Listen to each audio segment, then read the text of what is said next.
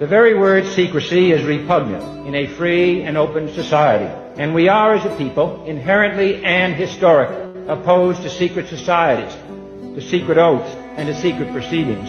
And there is very grave danger that an announced need for increased security will be seized upon by those anxious to expand its meaning to the very limits of official censorship and concealment. That I do not intend to permit to the extent that it's in my control. And no official of my administration, whether his rank is high or low, civilian or military, should interpret my words here tonight as an excuse to censor the news, to stifle dissent, to cover up our mistakes, or to withhold from the press and the public the facts they deserve to know. For we are opposed around the world by a monolithic and ruthless conspiracy that relies primarily on covert means for expanding its sphere of influence, on infiltration instead of invasion, on subversion instead of elections, on intimidation instead of free choice, on guerrillas by night instead of armies by day. It is a system which has conscripted vast human and material resources into the building of a tightly knit, highly efficient machine that combines military,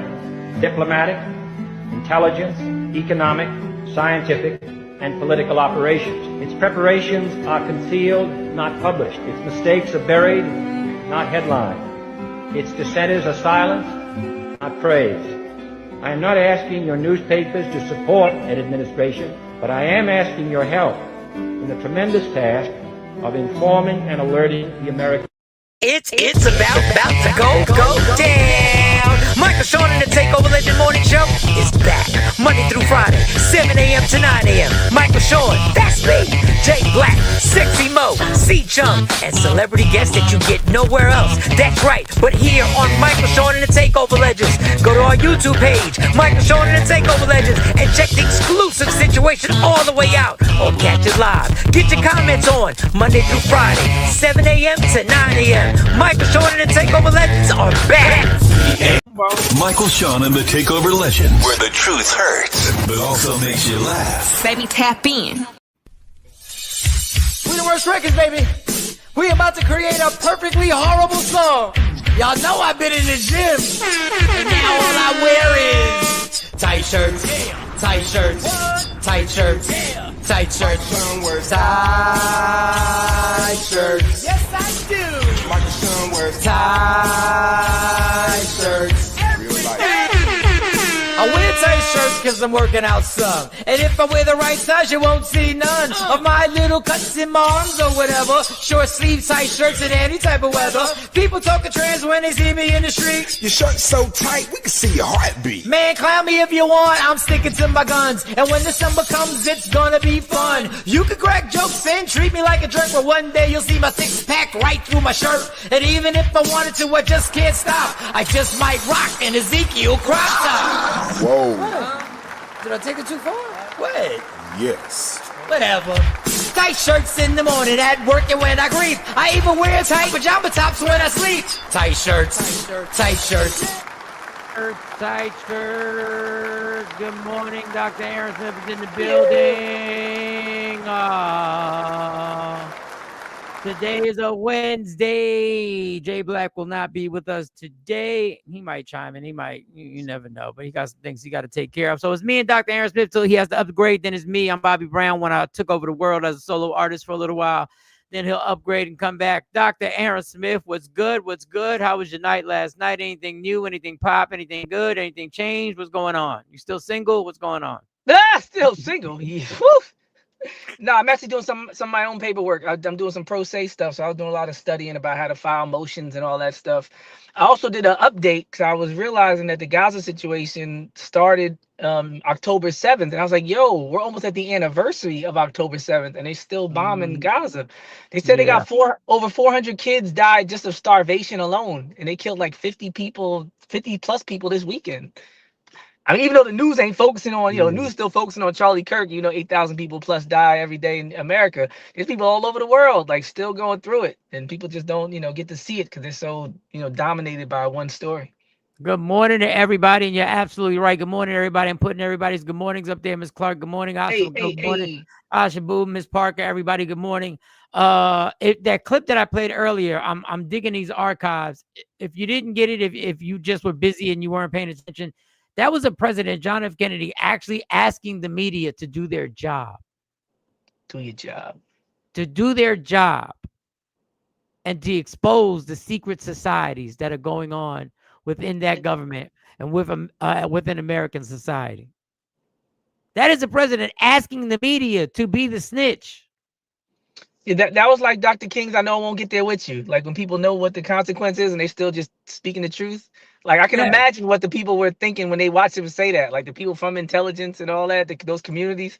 I can imagine them sitting in the room like, yo, you know what we got to do, right?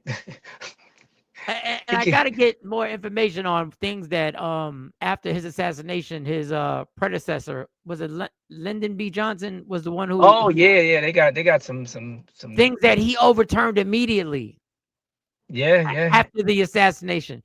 Just think about the time of what we're living in for a president to say, yo, do your job. Mm-hmm. Dig into these things.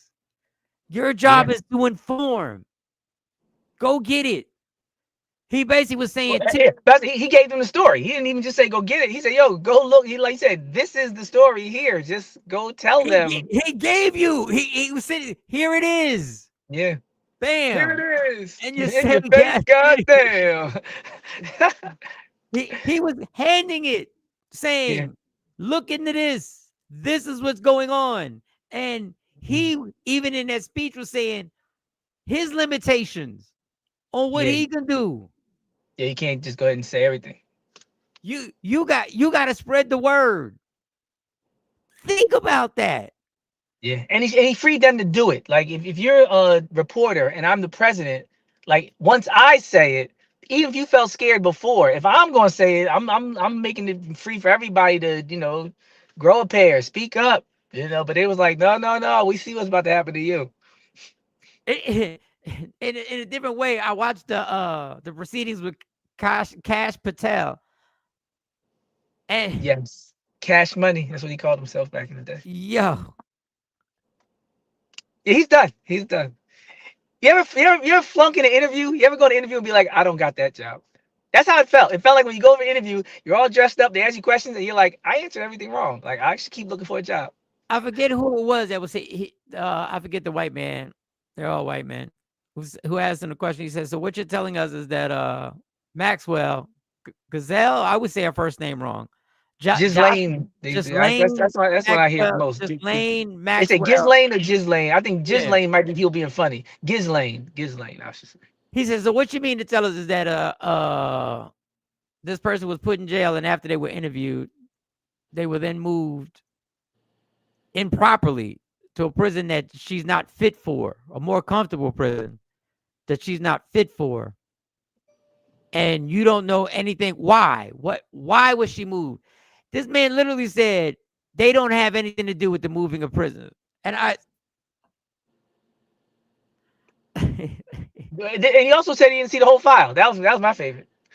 And they was like, wait a minute. They was like, wait, you was up here talking about the file. How you didn't see the whole file? And then they do the pivot that they always do when he goes, we have shown, I'm just saying the numbers. I don't know the exact numbers.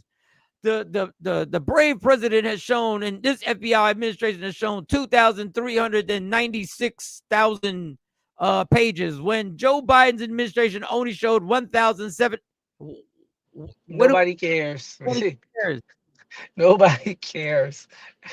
What's that, Dave Chappelle? Wrap it up, B. That's what it looked like. Look, they look like that same skit where they're sitting in the proceedings like that, and somebody should have put that box up there. Wrap it up, B. Wrap it up, Kay.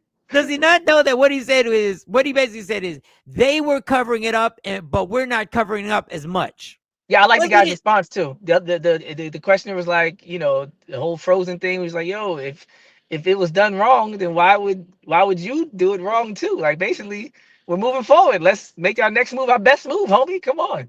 But today is Jasmine Crockett. I was on her live. She had a live last night where she was like briefing everybody about just catching people up. She's had to log off the live because she's like, yo, I got to go get ready because she got to catch up on everything that happened today. And today she's going to be grilling them. So if you thought it was bad yesterday, I know Cory Booker was snapping on him. They started yelling at each other. He said, you ain't going to be here long. He always said this might be, I think it's be my last time your last time at a hearing. You know that Cory Booker made it plain. He said you out the door, bro. But do you see the crazy thing of the different angles of everything? I look at Cory Booker snapping, and then I go, but you're on the take too. And It's like watching a mafia film. It's like watching a mafia movie where you kind of root for somebody, but they're all criminals. Yeah, and you're going like, what?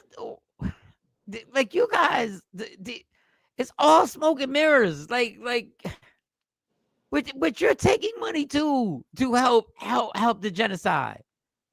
Oh yeah, no, he's taking money. You won't speak up. But let's get back to the file. But then you got to go like this. Okay, I know that's corruption, but let's stick to this corruption. Let's stick to this. Plus, he's slipping. That's the difference too. It's like those movies where what's that? Even in Belly with Tommy Guns, where he went back to the Jamaican Don Dada and he tried to make another deal, and he was like, "You're too hot right now. Like, I can't touch you. I can't work with you." And everybody's looking at him like, "Yo, you're messing up the corruption game." Because we're wearing our suits and our ties. We're playing along. We're doing our votes. We're keeping elected. The people aren't mad, right? They're not raising up. Here you come with no experience in any military stuff. You're a podcaster. You're messing everything up. You're not catching people. Then he came up and said, "We got him, blah, blah, blah." And everybody's watching it like the whole guy that shot Charlie Conflict. They were like, "Yo, his dad turned him in. His dad turned him. You didn't do anything. Anything. He did a whole speech. The good men of the FBI, and we did that 33 hours. Like, yo, the dude, you didn't even know where he was. You didn't even go to his house. The FBI was not outside his house when his dad was like, "We're gonna do this." No. If you go by the story, the dad had enough time to confide in his priest or his pastor. He had enough time to actually get meetings. His pastor did the work. Yeah, the pastor talked him down. His pastor. He was going to end it all. He said he didn't want to do nothing, and the pastor kind of talked him down, like, keep living. Now, mind you, this is the crazy world we live in. We don't know if that story's true. Yeah, they could have said that just to get some sympathy. We don't know if he's the one who really did it. That could have been avoided death penalty right there. Throw the pastor in there. The dad had nothing to do with it. You know. And to get the money, because there was 100,000. Because Dad's probably like, "We're gonna need money for a lawyer, son. If they come get you, we don't get any money. If I turn you in, we got 100,000 war chest. You got a chance to save your life, and that's that much closer to not getting a lethal injection or death penalty." And just when you can't mix it up even more, let's mix some more stuff. Luigi is over here, and they're dropping charges against him. Well, I didn't see that one. No. Yeah, the terroristic, obviously he's still up for murder and everything like that. They're still up for that. But little by little, things are coming off the board. The extra stuff that they always throw on everybody. They're doing the Diddy. They're taking things off. And I was like, this is all happening. At the same time. And you still won't tell us the truth on what his real agenda was and what was behind. Yeah, they keep talking about the boyfriend, girlfriend joints. It's like, yo, bro, I don't think that's why he killed him. Like, that's not like, no, he didn't. Put it this way, dude been talking about transgenders for years. So he telling me, like, just after all this time. First of all, if somebody talks about stuff you in a way you don't like, you only really watch clips. You don't watch them. Like, you don't follow them. Like, I don't. That's why a lot of people said I don't know Charlie Kirk. They're too busy following Jasmine Crockett and Michelle Obama and everybody else. They don't. Nobody wants to be told they got a low processing brain and low IQ. Like, people, unless they're like glutton for punishment. So I couldn't see somebody with a transgender boyfriend tapping in with Charlie Kirk repeatedly. Like, he wasn't following what you were saying. And if he was, because he was MAGA. And but not where. He wasn't MAGA enough. That's what happened. Yeah, I think he wasn't MAGA. He wasn't MAGA. Yeah, now it's not MAGA enough. It's the overwhelmingness of, hey, look at this lie, look at this lie, look at this lie, look at this lie, and American citizens go like, what do you want me to do about all these lies? Because the conclusion I'm coming to is that you're lying about everything. Yeah, like you said, the smoke and mirrors. Like, once you acknowledge it's a game, then you're good. Because then you start saying, "Hey, how's my family doing? How's my health? Yes. When do these bills due? I need to catch up with Yeah. some old friends." Because honestly, like you said, you try to champion Cory Booker, then you turn around and find out, oh, dang, everywhere you turn, it's another dead end, and then you end up all frustrated, thinking you had a hero or somebody on your side. So no. The best thing to do is watch. As I always say, watch it collapse. If you go fishing, you take the fish out the water, and the fish starts flopping. You don't get down there with the fish. The fish is dying. The fish is out of water. The fish is desperate. If it's a swordfish, he'll probably try to stab you. White supremacy is a dying fish, like the walls of Babylon. Celebrate and watch it fall. Something new will come out of its ashes, like it always does. People act like all these other empires that fell, nothing came after. We came after. We came after Rome. We came after Egypt, and we think we're the best. So guess what? Rome was nervous about falling. Egypt was nervous about falling, but something better came out of it. So guess what? When this empire falls, 99% chance something else, something better will come after it. And it'll probably be something more equitable in terms of black people and white people and opportunities, because this first go around was not fair. And then, and hey, good morning, everybody. Good morning. Thanks for Yeah. joining us. Like and subscribe. If you're watching on Twitch, you're watching on YouTube, we're still on, which is a good thing. And now black people being hung all over the country. It's crazy. Let And me we knew get, something was coming. There was going to be a backlash. There was going to be a backlash. but let me get to this is not 2025 racism, y'all. This is throwback Jersey racism. Yeah. This is 1935 racism. This is the good old fashioned old school hip hop. This is let me get this off my chest real quick.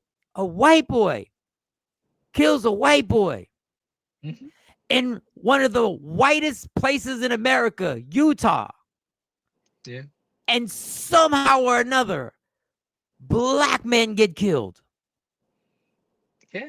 Let me repeat. A white boy kills a white boy in one of the whitest parts of America. And you literally have you're hanging black men because a white boy shot a white boy in the whitest part of America. This is crispy, no sense, no link, no common sense. This is like if black people, after Tupac Shakur got killed in Las Vegas, this is like if black people decided we should kill Justin Bieber. It doesn't make any sense. Justin, no. Free Justin, protect Justin. Man. Justin didn't do anything. Justin did not, and I love the remix for sense. So don't do that, Justin. Do you know, first of all, how I can't even, I don't have the words in my vocabulary. I'm not built with words to be able to describe how horrendous it must feel to know that you're about to be hung when you've literally realized what they have planned. They're not just going to break your arms and legs. When you realize in your conscience that my life is about to end in a way that I thought it was impossible to end. And you know what the worst part is? When they say we're doing this to get paybacks for Charlie Kirk, and your last words on life is who? Who? He probably said, "Who is Charlie?" He said, "Who's Charlie? I don't know no Charlie. I don't know no Screwface." The Steven Seagal movie. I don't know no Screwface. I don't know this man. Well, the quote. This is the moment where the quote I always say from Neely Fuller Jr. is applicable, because I've said this quote on the show about 3 times. If you don't understand white supremacy as a global system, everything else you think you understand will only confuse you. None of this will make any sense until you can say, racism, America. Of course, I get it. That's what they always do.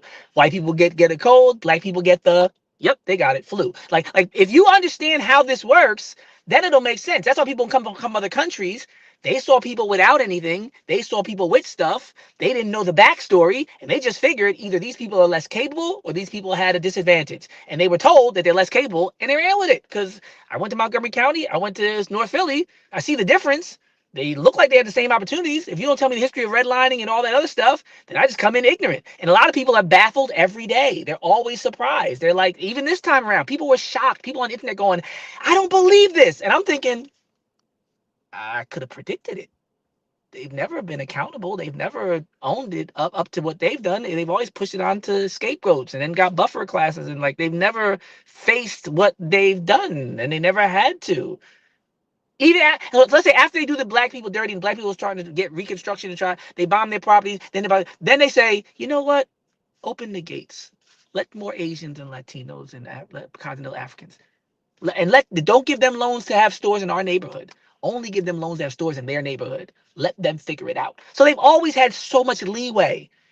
And I think I said they were all able to pay the fee. They were always able to pay the fee for racism, and now they can't afford the fee. That's all the difference is. They've always been able to do all this stuff and not account for it. They just say, you know what? 1985, they're like, yo, we got a lot of people trying to come in the country that are going to act right and feel like they're blessed and they got opportunity because they're trying to flee from the countries that we make them fight in the military but won't let them vote. Puerto Rico, we took all their natural resources.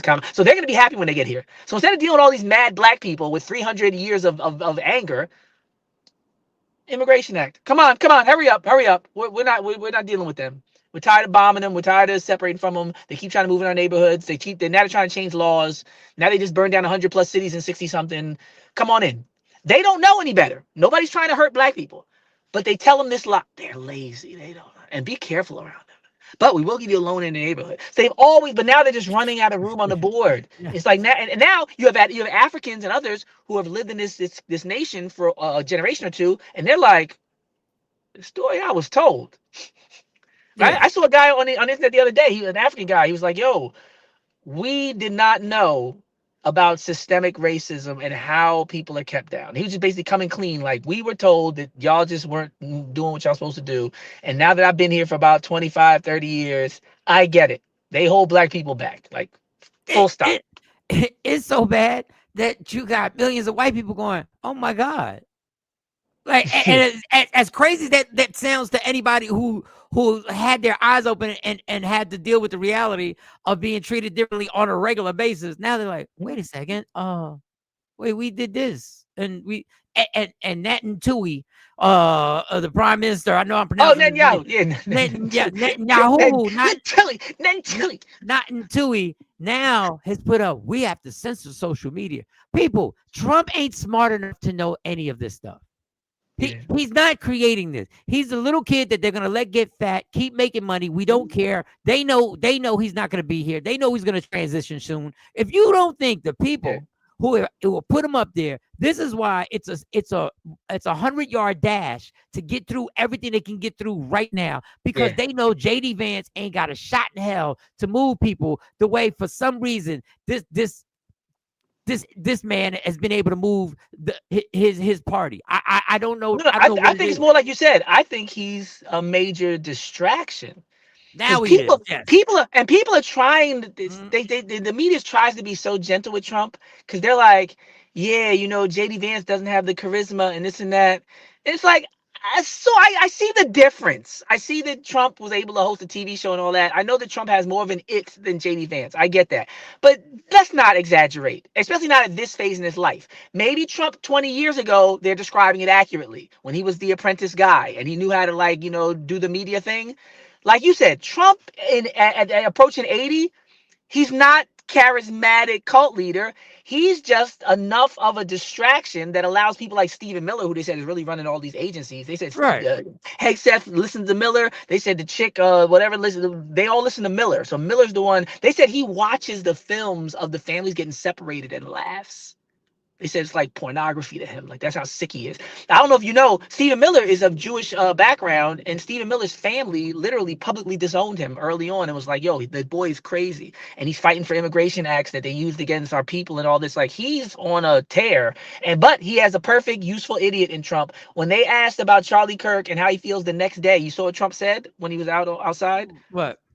He was like, we're building the ballroom. Look how nice they did. Oh, yeah, even the reporter seemed shocked. Like, yo, did you hear I just asked you? It was the day after, and he didn't go to the memorial. No, his he friend. didn't go to the memorial. He was. But he keeps everybody locked in, looking at how crazy he is and how terrible he's doing. And Stephen Miller's able to just, like you said, push things through. So let me, legs. What's up, girl? She said, hello, I was absent for a little bit because my mom's in the hospital. Our prayers, thoughts, our love go out to you, Legs, and your mom. I don't know what the situation is, but hoping for a speedy recovery. So I don't. We miss everybody who isn't on here. So God Prayers bless up. and prayers to Legs and her mom, making sure that we put that protection over her. And with that being said, at the end of the day, in our pop culture society, Dame Dash was the biggest story on TikTok on the Breakfast Club. I was struggling to watch that interview. I was struggling. I love Dame, but it's like, yo, let them interview you, and like they are gonna do their Breakfast Club thing also. Like it can't just be the Dame show. You know why? Know why though? I always try to make a case for Dame, and Dame makes it hard for me to make a case for him sometimes, because in the back of my mind, the main thing I kept thinking was, this is why Jay-Z left. Because when I think of Jay-Z's personality and Jay-Z moves, Everybody knows that. I couldn't, Everybody knows. I don't like to keep seeing that. Like over time, you want to see growth. You want to say, oh, maybe could have. He cemented forevermore. Jay-Z made the right choice and would have never Absolutely. been where he's at, rocking with this nigga, because he was doing too much. Dame Dash is the original. LeBron was right for leaving Cleveland, going to Miami. He's the original. Yeah, LeBron was right. Yeah, he should have made a decision and then come back. But this is the thing with the Breakfast Club interview, and I have some clips, and I just, and maybe I should save it for after I play the clips, but I'll do it now. This is the thing that I feel the way you feel. Dame Dash is brilliant. Oh yeah, he's brilliant. There's a part of his ego that will never allow him simply to give you knowledge without him feeling that there's a certain level of people, I'm still the shit. And for some reason, no matter how old he gets, it doesn't matter. He still has to prove in his own way, without saying Jay-Z's name, I am still on this level. And there's a lot of brilliant stuff that he says that I just wish they could talk more about, but but it's entertainment and it's compromised and it's triggering, and they trigger each other crazy. And you see it turns into an actual where he literally says, I bet my house is bigger than yours. He says this. Let me see your view. You never sold drugs. That's why I think I turned it off at that point. I saw the view part a little bit, but when he said you never sold drugs, I was like, and then Charlamagne was like, yes, I did. like I was like, what are we doing and then it's here? the cool guy. He said quarter spoon. Oh, this guy talking about quarter spoon. But the fact of the matter is, the message that you were trying to talk about the effects on how you can use bankruptcy and how business. Yeah. That is what I'm sitting there going, just keep talking, because I've been trying to tell people. I'm not telling you filing bankruptcy should be in a financial plan when you first start. I'm not telling you it should be in your financial plan that, hey, we can always file that. But the fact of the matter is, the pressure that was off my shoulders after filing and realizing that the hole that I put myself into, I could never dig out. But here's some. How long you got before you got to? Put me screen and I'll run. I'll watch the videos. All right, go ahead. So perfect. Go upgrade. Dr. Aaron Smith will be back, and he goes to upgrade. For those who are just joining the show, he goes to upgrade. He goes into the studio. He starts in the car. It's a process. He starts in the car. I guess where the facility that he's going to doesn't open up to a certain time. So, I will play some of the Dame Dash Breakfast Club clips. Before I do that, let me just get into some of y'all good mornings. I've been trying to post them. Stacy Mitchell, what's going on? Jeanette, what's going on? Hey, good morning, everybody. Trendsetter's in the building. What's going on? Trend, how you doing?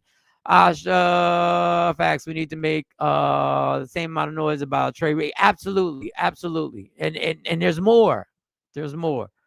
Charlie Conflict,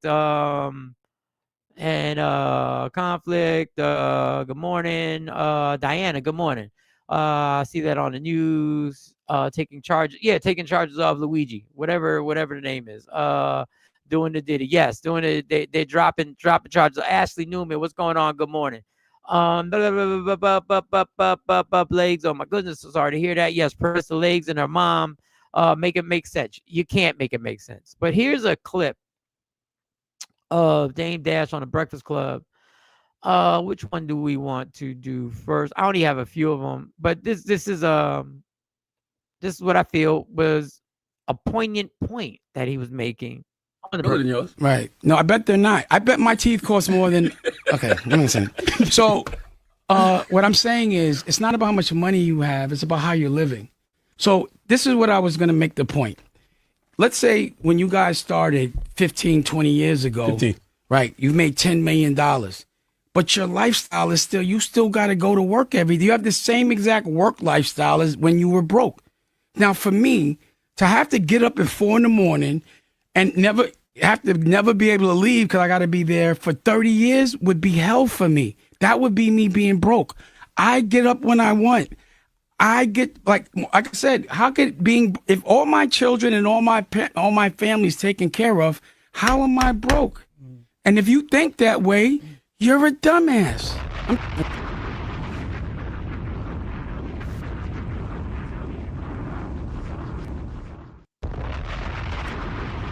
Those are valid points. He makes sense. He goes on to say, every one of my kids' college education was paid for before they entered or stepped on a college campus. That's amazing. There were no loans taken out. That's amazing. Give me more. But the distraction is because it's a TV show at the end of the day. It's on YouTube. It's on BET. It's a TV show. We can't get more of that. And it's on both parties' side because the friction is always goes into another frivolous conversation. It's not it's based on if your family is good and your kids are good and you are financially free where you don't have to wake up every morning and go to a job. Tell us more on how to do that. How is it that even though after all the pitfalls that you've gone through, after everything you've gone through, how did you do it? Explain to those going through a struggle. Obviously, you're broke. Your level of broke is not the same broke that Michael Sean is going through. And I'm not broke. I don't even want I subtract that because I'm not.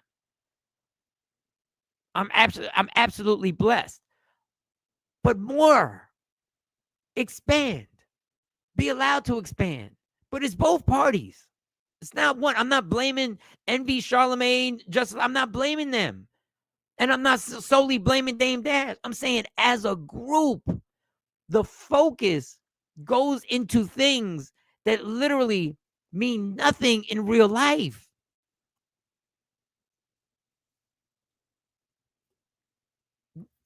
The words that we use to describe people who are far from the financial struggles that the average person goes through. But it always makes the left turn. It always makes the left turn when I'm sitting there going like, do you know how many people need to hear that there is no embarrassment should be felt. There is no stigma that should be felt for you using a system of bankruptcy. Once again, I'm not saying when you start your financial plans that you should automatically put, well, bankruptcy is no. But the fact of the matter, the president that millions of people voted for has literally filed for bankruptcy 6 times. There's a way to use it. There's actually a proper way to use the system.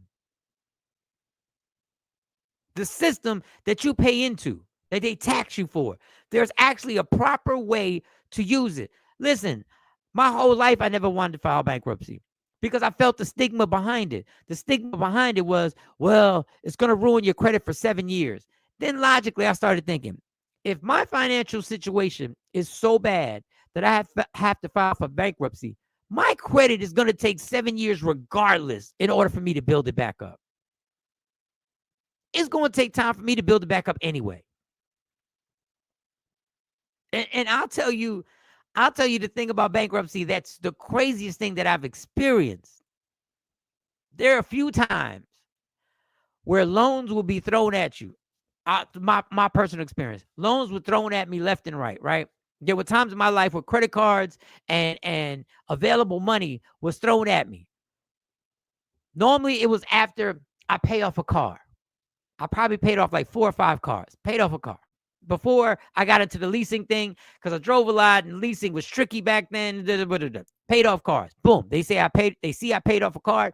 They're throwing cards at me. They're throwing loan opportunities at me. They're talking about bank mortgage loans. They're talking about this. They're talking about other car loans. They're sending me credit cards. They're saying you're pre-approved for $20,000, $30,000, $50,000. Once they see you pay off a car, that makes sense.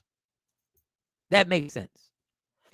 You know, when the next time I was swarmed with loan opportunities, the minute I filed for bankruptcy, I can't tell you how many credit cards have sent me the bullshit personal. Oh, we see you filed and we would like to give you an opportunity. An opportunity for what?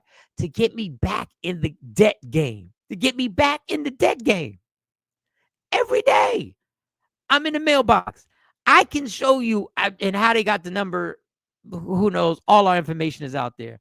I can read. If I really sat up here, I can read you like 10 text messages and I can go to 15 emails of me being pre-approved for credit after filing bankruptcy.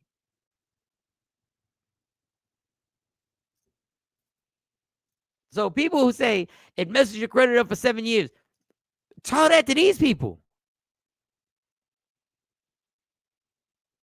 There's you can get a $80,000 loan for a $550 payment a month after I filed bankruptcy. I just admitted I couldn't pay the bills that I had. I couldn't pay the creditors that I had. And immediately after you finding out, you want me back in the game. This is the knowledge that I'm telling you. If you use this system correctly, it's not illegal. You're following the law. You're going by the letter of the law. I'm not telling you ever to falsify documents. I'm telling you I'm not telling you to make up debt. I'm not telling you to run up credit cards on purpose simply so you can file for bankruptcy. I'm talking about a legal way of doing it. You're following the law, can benefit you. And when Dame Daz, somebody who's been in this business and made millions upon millions and made millions for other people, is starting to speak about that, to share that financial literacy to everybody else, I want more. Call me corny, call me whatever. I just don't feel like getting into the back and forth about all the other nonsense, about who's corny, who's not, who sold drugs, who didn't sell drugs, and who's held hostage. But those points that he made about being able to take care of your family, and then some people have the nerve to call you broke, is an ignorant statement to call somebody broke who literally has financially secured their family's education before they ever stepped on a college campus. That's amazing. That should be applauded. That should be talked more about. Tell us how. Tell us where. Tell us the ins and outs. Tell us the 1, 2, 3, 4. Tell us the ABCs of how you went about this, even though the perception of you has been smeared. I'm not defending Dame Dash. I'm just saying that's what I want more of. But that's not what we're going to get more of. And you know it's not. For 6,000 reasons. Then it goes into representation. So then it, it makes this left turn. It goes, I think it goes. Representation of the masculine black man. You know what I'm saying? I don't think you guys are. I'm listening. Okay. Like, your OG is Wendy Williams. My OG is sitting right here. You see him? Mm-hmm. And I'm gonna tell you why he's my OG. Because he killed anybody or any of those things. He just taught me how to be a better man. Wendy, not my OG. Can you That's stop? Funny, though. Can you stop? Wendy Williams is your OG. Wasn't she your boss? Yeah, at one point. So she was your OG. She put you on, and you should give her grace, and you should also give her props out of respect. Oh, I know. But because we have different trauma, like we're different. Like I'm not the kind of guy that would I'd rather get my ass whipped than run. But you're proud that you ran. Yeah. I'd rather get my ass whipped, and it ain't no disrespect, but I kind of think you're gay. You just act a little gay. You got a problem with gay people? Not at all. I've got a problem with people that pretend they're not gay. So let me tell you why. Let me tell you why. Let me tell you why. This is hilarious. I love you're what gay. you're doing. This is hilarious. So what I'm saying is, you might, because you started in gossip, which is is very feminine, and you want people to listen to you, and that we want people that represent masculinity, because men need to be doing what they need to do as men. They don't need to be worried about girl stuff. Do you think he's masculine? Would you want this man around you if 10 guys jumped you? He'd run, and you'd have to run with him. I like my women to feel safe when they're around me. I don't tell people and I'm not saying that's your way, but you're just not masculine. I've seen him run. I looked at a whole reel of, there's like a thing that says how many people bark. There's stuff that how many times you talk about other people's genitals. You real masculine men don't do that. Men that are gay should say they're gay. Well, I'm not gay. You are. You're gay. Anyway, now let me talk to you. Broke. Let me if ask I'm gay, you're broke. Let me say this. You acting like a girl. You move like an old auntie. You an old Harlem auntie. I could punch you right in your face like a grown man. I won't. And then we gonna fight. You won't do shit. See, Dame, this is what That's you not Patty. So just so not you know, because I knew you was going to say Nah, that. I've seen you run. Yes. That's it. I've seen you. I'm not saying I will. I'm saying no. Then your version of respectful is different than mine. We were on the street right now, and you were talking like that. I would have fucked you up. But I'm not going to do that. Nah, I wouldn't have got beat up. But I wouldn't have got beat up. Let's end this. So let me say one more thing before I leave. I have so many questions. All right. Oh, you're right.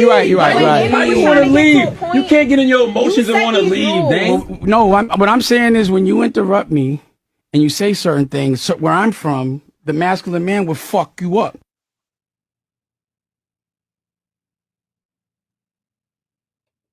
And that's where it goes. And that's where it goes. Harlem Auntie. That's what he called him? That's crazy. Is that the new Chatty Patty? I think he called him Dame Det, and Dame Diddy, Dame Daddy, and Dame Dummy. Oh, I get it.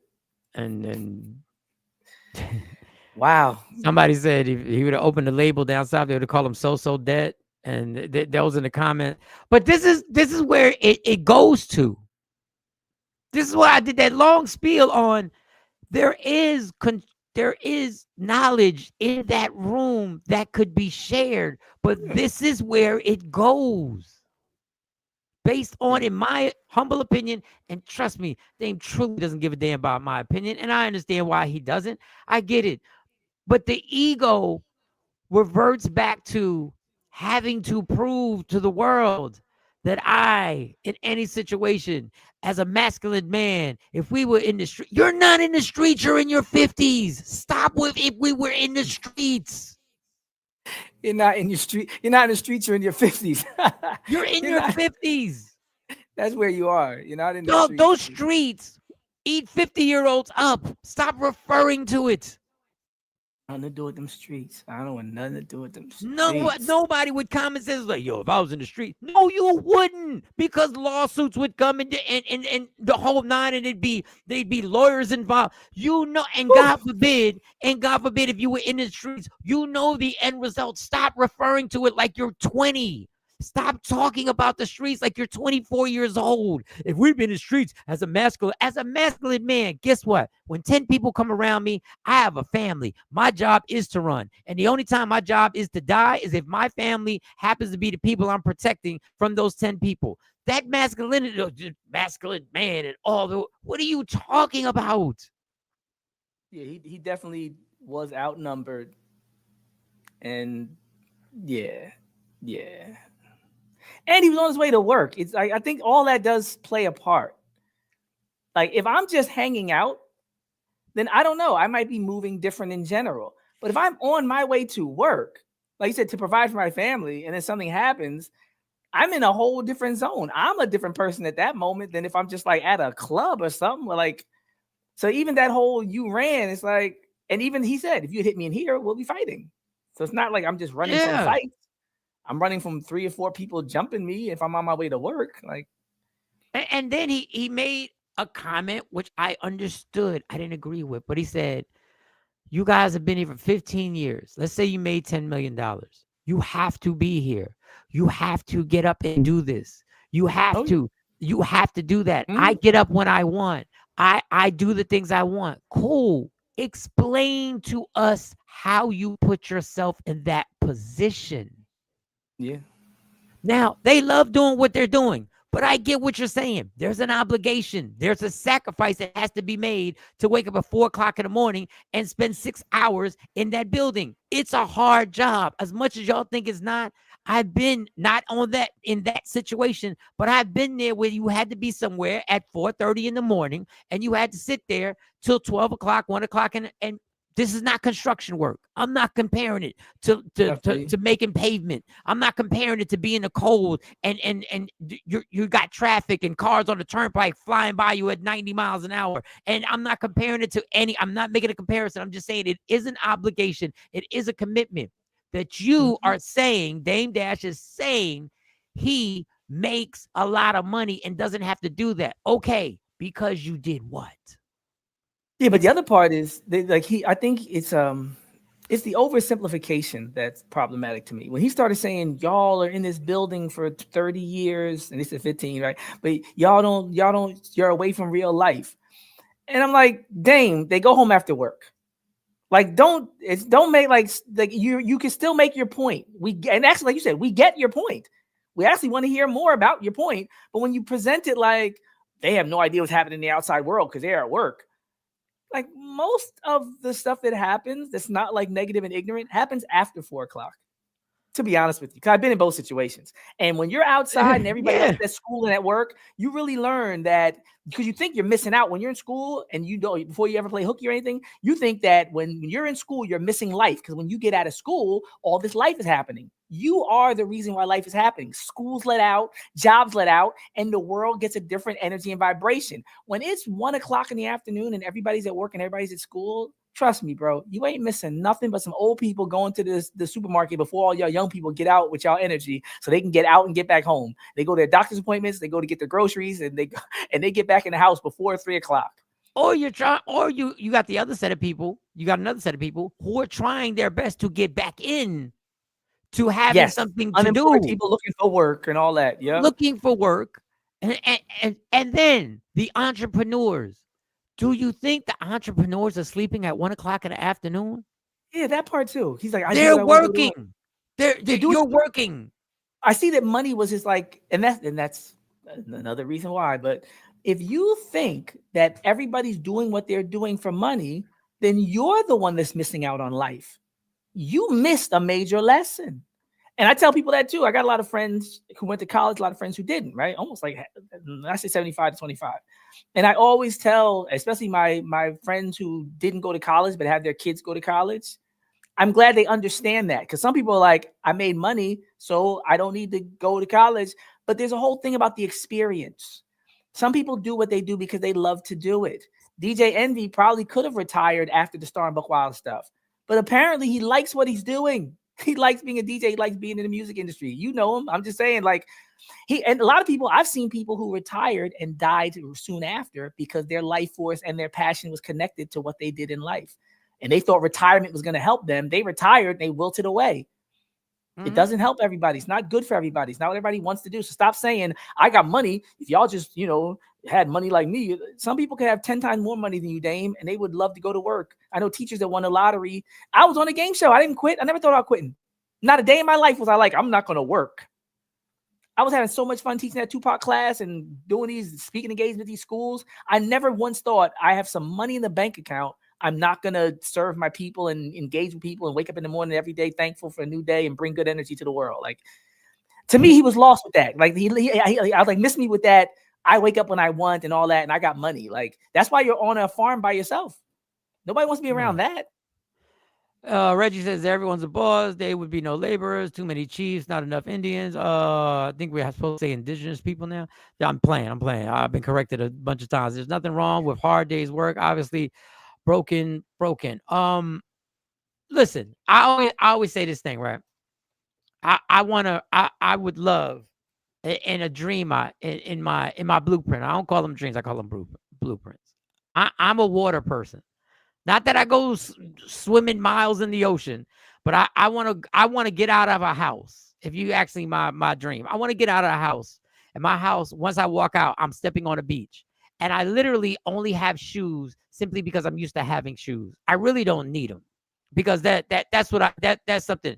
No, And then I go, so if you give me $150 million, let's say I hit the Powerball, 300 billion, whatever I'm about to say, outrageous.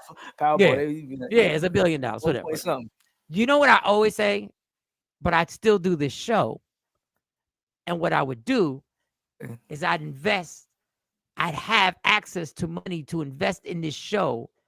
And I would literally start, and I did this on radio, and Doc, I think you were on the show with me. I would pay people's rent.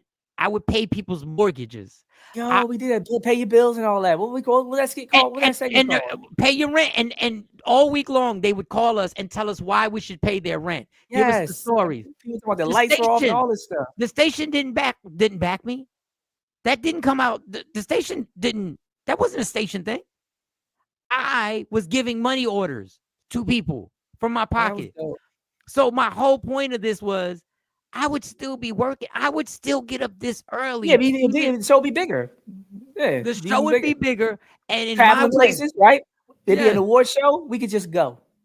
We could just go and show up because we know how to get in a club. I'm sure between me, you, and Jay Black, we'd end up on the red carpet within an hour because we all know how to navigate those. And somebody would say, "Hey, Mike." We'd get there, somebody would recognize you, and we'd end up going, and that would be very entertaining to watch. How we figured out how to get seats and how to get on the red carpet, and how to get in the building, how to get backstage, and I'm sure we'd be able to do all that and have a great time. So my thing would be, instead of me doing my Cash App Fridays to pay to keep the show on, Cash App Fridays would then be reverted to giving this money away and lucky viewers. And hey, it's your Cash App Friday, but the passion will be there. So I guess in essence, it's the freedom of being able to follow your passion and not be able to be caught up in this industry. Tawana said maybe they're not asking Dame the best interview questions for growth. They want to have the focus on his crazy for entertainment. People never talk about bankruptcy benefits. They're both guilty. And that's what I said. They're both guilty of this. And Envy's supposed to facilitate. Envy just dropped the ball and let them go. You shouldn't have, Charlemagne and Dame. You know your job in that room. You know what, because Charlemagne was basically being Charlemagne. Charlemagne is actually hired to do what he was doing. You're supposed to bring it back, Envy. You're supposed to move it along, Envy. You're supposed to reframe it. And I'll tell you the problem with that, because I've seen the history with him and Dame. And yes, he's salty. That boss thing, he never got over that. And Dame wants to attack when, listen, I can tell you this for a fact. If Envy wanted to retire, he could. Yeah, that's what I was thinking. Even back if Envy wanted to say, that's that, it's good. Envy has a fever for money. He does. He has a fever for money. Some people like making money. The act of making it is he likes better making than money as much as I like making people laugh.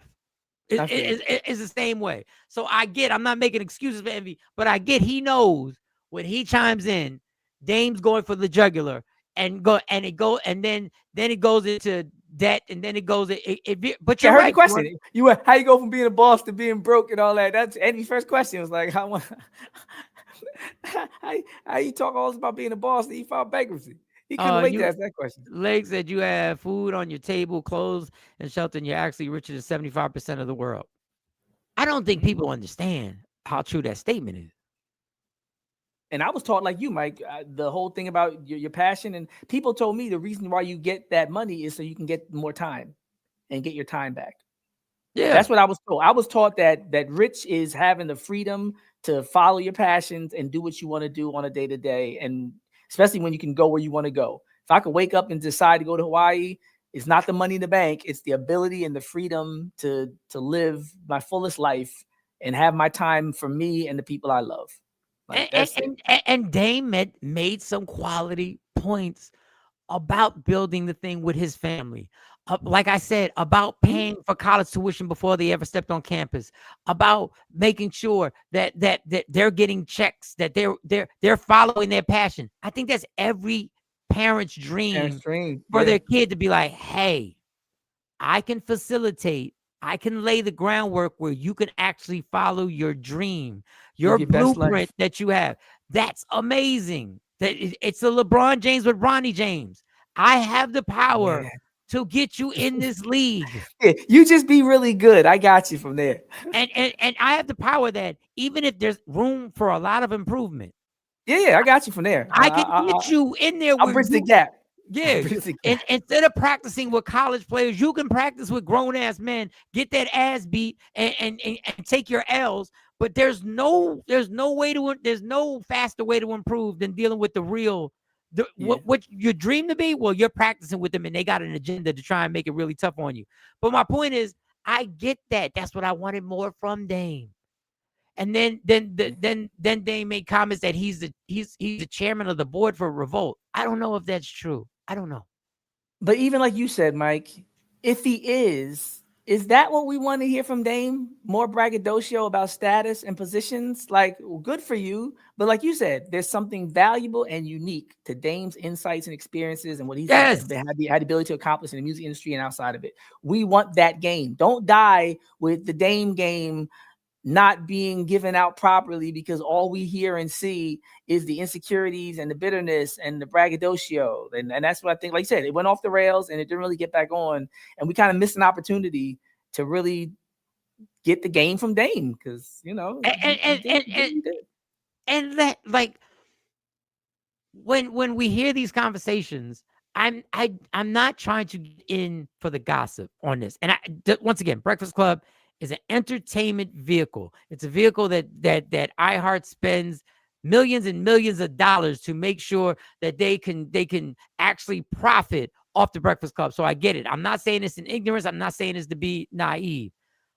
But the gossip part about him and Jay-Z, I don't want to know that. I want to know. They still asking that though. I want to know. But I didn't hear that on the Breakfast Club. But I want to know, what mistakes business-wise did you make? Well, he's not at that point yet. I don't think he's grown to that point where he can even help us that way. But I'm sure if I'm a young boy in the music game and I hear Dame Dash is on the Breakfast Club, I'm clicking. I'm rubbing my hands together like Birdman. I'm like, yo, I'm about to start this record label in my neighborhood. I'm in college studying music business. I'm rubbing my hands together, and you're talking about you never sold drugs and what's the view? Like, yo, I thought I thought about to get some game to help me along in my path from a master teacher who did it and been there and done that. He up here arguing about getting teeth fixed and who's immature and don't cut me off. And I want to know, where were you vulnerable in the business aspect with Jay-Z? Where did you leave yourself vulnerable? Yeah. Where was there too much trust? Was there paperwork that should have been done differently? Were there business deals that percentages should have been done differently? I want to know that. Yeah. If you're like Phyllis said, if you're an artist, you want to know that.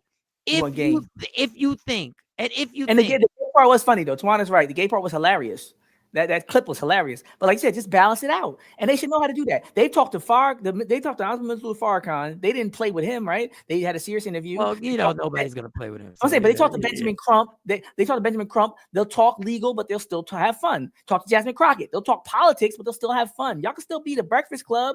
But come on, like you said, extract what we need as listeners from these guests. And I think what they usually do is give us a little entertainment and get the information. This time there was moments of entertainment, but we didn't get the information. Like I said, we just, Asha said Charlamagne did not even defend the accusations. There were a lot of accusations. He kind of mumbled. He was like, "Oh yeah, no." He said, "I'm not gay." He said it in a gay way. But you got to understand, if somebody calls me gay loudly and I say I'm not gay loudly, people look at me weird.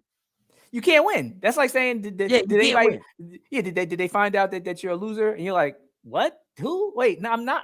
There's no way to answer it right. So when he said, I think you're gay, it's like, what do you say? Fine, go ahead, think what you want. There's no, it's a checkmate question. But and this is another thing. If you don't think Charlamagne is showing the proper representation for masculinity, right? I'm interested, okay, because I can see points that you could make. That whole he would run, even he said that to the sister next to him, like he would run, you'd have to run with him. That was messed up. But my thing, okay, so tell me what it is, your opinion of masculinity. When you say what he's doing is gay, I'm lost because that's debate, dog. There are so many variations of masculinity. Now their core. My line when he had that mold made of his butt, that's when he lost me completely. I don't know if you saw that clip. I saw the clip. And Envy was playing with the and once again, I say back to, you get caught up in the buffoonery of something, and I've done it too. You get caught up in being funny, and you get caught up in the childish behavior, and that is the problem of us in our 40s and 50s. We do not put a line on, I don't do this because of my maturity level, not my age, but my maturity level is not. You take this as a sense of, I can't do that. Now, I can't. Once again, I get it. It's silly. But just like it lost you, it lost me. Just like all the games, all the comments about genitalia of each other and stuff like that, lost me too. And I'm always thinking, because I work in education, I'm always mindful the kids are watching. That's always my thing. 'Cause I'm always like, I'm in the classroom. I'm always looking at a bunch of young people, impressionable, 17, 18, 19. And I'm thinking, you know what they do? They watch ESPN, Sports Center. They watch Breakfast Club. They watch, I know what they do. I know the white boys that be watching Nick Fuentes and Charlie Kirk. I know the black chicks that be doing the Shade Room and the Michelle Obama. I see what people are consuming, and it's limited. It's kind of narrow at a certain age. And I'm like, yo, this is the show they watch in the morning, or one of the 2 or 3 they watch. Yo, if y'all the 2 black men they seeing every day, come on, y'all. Y'all got to know what level y'all at. Especially if ain't no person in the house. Don't be passing around molds and butts and playing in the.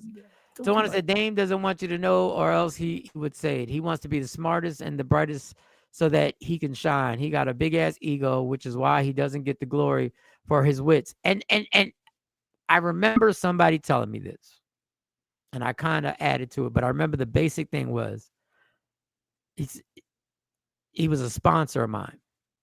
And I was talking about being in AA meetings and hearing older guys talk.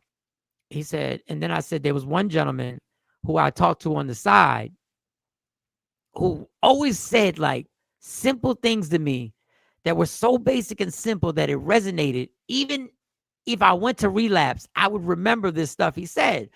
And I said, he's never the leader of these rooms, but I always feel like he should talk more, because I feel like everybody can relate, because he never makes you feel as if he's better than you. He never makes you feel. And I never forget, he said, the smartest person in the room never lets you know, or never tries to make you feel that he's the smartest person in the room. Yeah, that's dumb. Because the smartest person in the room doesn't want you to veer away from him because you're intimidated that he thinks you're going to say something stupid. Or target him. That's another one. Or target him. That's what happens too. He said and when he said the smartest person in the room, normally the real smartest person in the room never lets anybody know they're the smartest person in the room. Because it always says, the richest person in the room never wants you to know that they're the richest person in the room. The real rich people really don't want you to know. There's no benefit. What's the if I was a multi-billionaire, why would I tell you? What? Yeah, I'm gonna get more money from it. But that's true too. There's a whole thing about legacy that Dame doesn't seem to understand. I know in the African tradition, they say you don't have to have children, but you need to parent in the community, because when people say your name after you transition, that's how you stay alive as an ancestor. So when they do libations, they call on the ancestors. Even recently, we heard Charlie, after the Charlie situation, they were like, Dr. King, Dr. King, Dr. King. Dr. King lives on. Dr. King has a holiday. Dr. King has books. Dr. King has songs made for him, because Dr. King's legacy as an ancestor is elevated to that status where he doesn't just live like a regular ancestor because of the work he put in, because of the game he gave, because of the sacrifices he made. African people understood that. They're like, yo, you want to live forever? Pour into people, give up the game, right? You want to hold on to everything yourself. When you die, it dies, and so does your legacy. So there's certain things that people just, they look at things really individualistic, where if you really want to be put up on that pedestal, help as many people as possible, sacrifice for them and serve them. Literally, no pun intended on yes. Right? Be a servant and get elevated, right? And that's how it works. No, that's absolutely. But I do this, and I'm watching them clips and I get disappointed. And you know what's funny? It's my bad, because I get disappointed when I know the game. I know the game. I've been a part of it. The smoke and mirrors don't hit you. You you know why Envy has to let Dame go?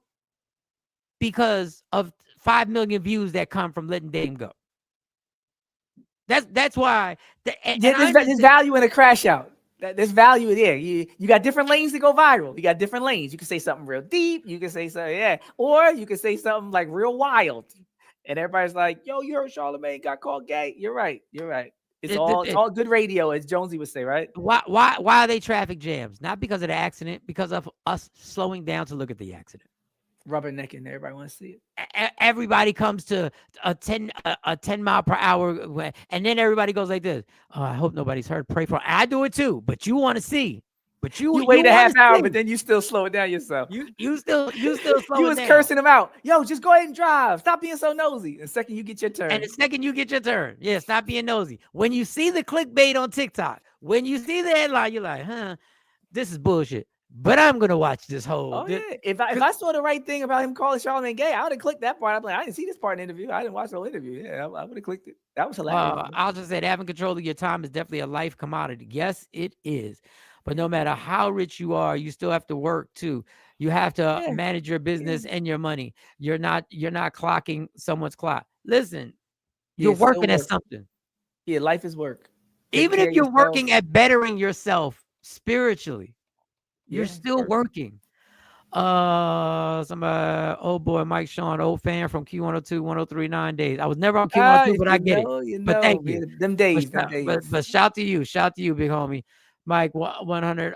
Let me get a few more comments. Asha, my dream retirement is my money working for me so that every day I can just volunteer as entrepreneur business to help them get started and grow. No charge, no pay, just volunteer. And guess what? You're still working, but you get to do what you want. The way you want. Get to do what you want. And it's different if you're working while your money's working. Like that's Ninja community out here defending lesser charge and Jay-Z lying about being a billionaire but borrowing money from the banks allegedly. Shake my head. KT says the revolt position was a lie. Yeah, I heard that she researched and confirmed that it was. I don't know why he would say that, knowing that they have that concerns me. Let's just be clear. Let's be clear. That is profoundly concerning. That someone of his stature, who knows the game, and like you just were saying, knowing technology in 2025, that's something you need to talk to your therapist about. And I'm not being funny or hyperbolic. If you're up there in line when people could easily fact check it, or like you said, it's gonna happen tomorrow, it's gonna happen today, tomorrow. Like, go talk to somebody. What that Jordan meme? Get some help. Yeah, get some help. And SMH 80. No grown man should be playing with a fake male butt. That's just hey. I ain't no defense. I can't. I get it. Wild. It's a very wild situation. There was something. If I was Envy's kids, I'd be like, "Yo, Dad, what's going on with that gift? What's up with your man? Give me a gift." I'm trying to see. There was something I was gonna say. In one of these comments. Let me see. My dream retirement.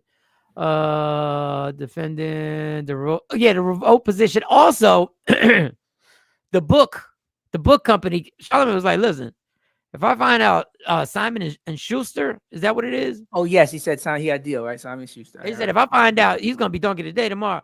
Also 50 Cent. He said 50 Cent's capping. He's not gonna do a Netflix with Diddy. And 50 Cent said, "You do know how long it takes to put this type of stuff together." Saying I'm capping. And he mentioned some other Netflix about Diddy, right? And 50 mentioned some other documentaries, how long it took for him to do that and stuff like. I don't even. The Matrix is crazy. I don't. Let me get some more comments. Asha said first he said nothing about being gay. What he said was, "Oh, you don't like gay people." Then later he said, "I'm not gay. Doesn't make a difference to me either way." But the sure glazed over it at first. This is the problem with those comments. And this is those problems with these interviews. It gets personal no matter what.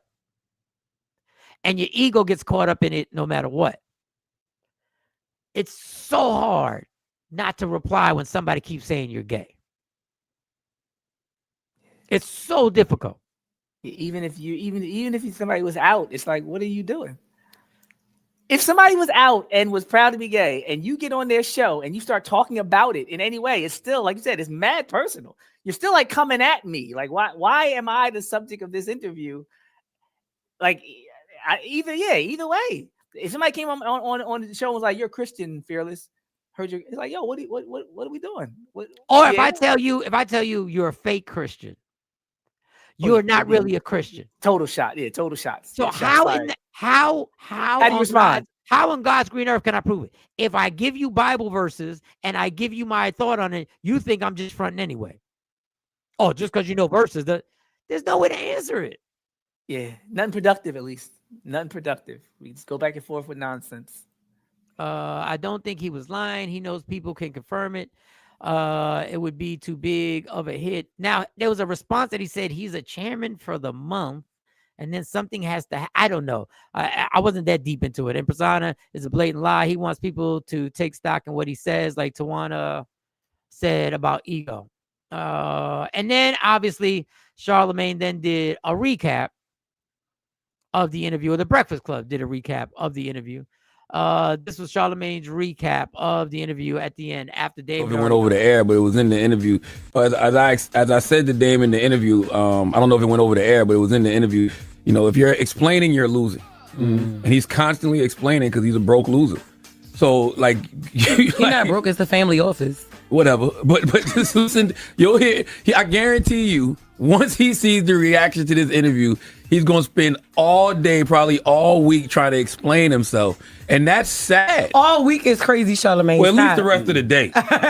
And then if this is true that Revolt said he's not the chairman, and you know, I had to check with Simon and Schuster too, just to make sure. I'm waiting to hear back about that. But it's just like, come on, man. Oh man, just come on. I'm not trying to. It's just sad. It actually is kind of sad. But watch. Remember I said this. He's going to spend the rest of the day trying to explain himself because he cares so much about what the internet believes. Yeah, well, his house is bigger than all of ours put together. You right. That's what he said. I ain't right. He said that. I said you right. He didn't even see where I live at. Go say that. What? Oh my gosh. Yeah, well, that's your homeboy. Y'all told him to come up here. Nah, he wanted the he's more than the welcome. verbal fair one. Again? He felt the way, so he can respond. But I tell to you what what, he said. if Revolt tells us one more time that he's not the chairman, one more time, and if Simon and Schuster say he don't got no book, damn, you getting donkey today tomorrow. I'm telling you that right now. Okay, yo, right. And just said, oh, that's crazy. You think he's gonna do it for a week? This story has legs. It's gonna be more than a week. You got to understand. Now the mogul mind is, I now have everybody's attention, so I can literally do a series of breakdowns and post it and get more traction and get more engagement. And that's the smart thing to do. You do spend now business-wise, if you're bringing more traffic into your social platforms, which is important. Yeah.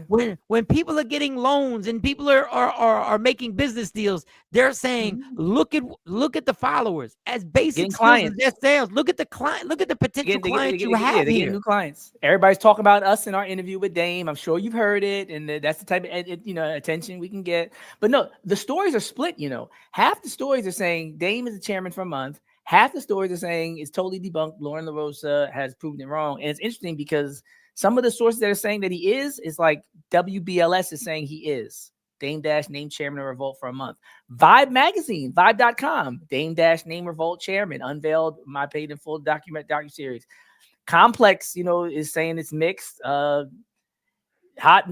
News Hip Hop is saying he claims he's the chairman despite Lauren Rose confirming. But a lot of these official sites are saying it's a 1 month deal. Yeah, that's what I heard. It was a 1 month deal. So technically he was telling the truth, but it was profoundly misleading because we were thinking he had a job, not a 4-week tentative, acting position. K-Day said Revolt came out and said they have no partnership with him to become chairman. To become chairman doesn't mean they didn't make him chairman for a month. Everything's politics, y'all. Everything's politics. Mark says Revolt isn't going to announce something like that. That's why he did it. Okay. He dropped text messages from the guy at Revolt. Mark says it's K-Day who's more than likely on drugs instead of him. It's K-Day. Why is she on drugs instead of him? Okay, Mark. I don't know why. I don't know the reason why you come at K-Day if I read that correctly. K-Day from the radio? No, K-Day right here. Our K-Day. Right here. It's K-Day. She said Revolt came out and said they have no partnership with him to become chairman. And then Mark said Revolt. First he said Revolt isn't going to say something like that. And then I don't know. Do y'all know each other off here? And I don't know about it. He dropped it. And then People he said, crack me up when they be saying what companies would do. Because I remember like working at the radio station, and everybody who ever said anything about our station was wrong. Wrong. Like, if you weren't at that program meeting and you weren't at that table in those studios, even if you weren't at the studio during that time, you don't know. I mean, maybe you worked at Revolt before, maybe you're the exception, but for the most part, when people be like, "Yo, they wouldn't do that," I hear people say Temple wouldn't do that. This, but like listen. In irony, the people working for the company don't even know what they won't and will do. They find out in the meetings. They find out in the program meetings and them board meetings. They find out then, just like everybody else, about layoffs and everything else. Remember, what's the other station, the rock station? Oh yeah, Y100. Yeah, they all found out at the meeting that none of them had a job. They're crying. We need to be 46 people in the chat like this live. We need to be in the algorithm. Hey, from your words, from your mouth to I guess God's ears. She said. Dame said he's on drugs. Oh, okay. Okay, got it. All right. So how many executive positions announced new management? A lot of them. A lot. Remember, I'll give you a good one. How about this one? Jay-Z named president of Def Jam. Yeah. I mean, to make it applicable to this conversation. Yeah. That was the biggest story in hip hop. Do I have to go further? Like, that was a big one. I mean, there's been tons of them. like when people, Virgil became the creative director over at Louis Vuitton, like that changed everything. That was Kanye's dream, and like these are major announcements. Yeah, hip hop lives for this mogul stuff. Yeah, I don't get that. Or when the big bosses come in rolling suitcases, Mark said on air. Well, they're going to do it online. They might not be on air. They'll do it online. I get on air. They would do it online. I said the interview felt like he was on drugs. Okay, the interview felt like he was on drugs. Pusha T announced as the president of Good Music. I'm gonna keep going throughout the show. Just keep giving them examples. Yeah, that was a big moment when he was like, "Yo, I'm running things now, and how's it feel to be like, it happens a lot." Yeah, I mean, Babyface got positions. Another person who passed away who was part of Uptown Records. Who are the creators of Uptown Records? He passed away. Jimmy Jam, Terry Lewis people? Andre Harrell. You talking about Andre Harrell, when he became the head in Motown, was announced. Everybody, they announced that. There's plenty of announcements. The Core, the one that died mysteriously. Chris Lighty violated, like all these things. Violated, like all these things are major announcements. Labels get announced. Executive positions get announced. When Def Jam first had to shake up, even before Jay-Z took the position, yeah.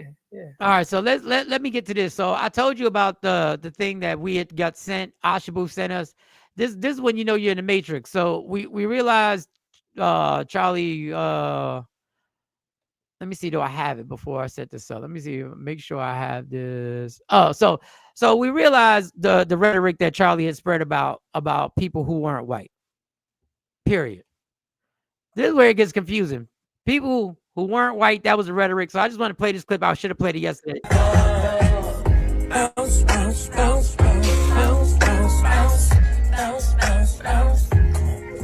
Lace like murder, she roll. Once I get you out them clothes. I thought you didn't like.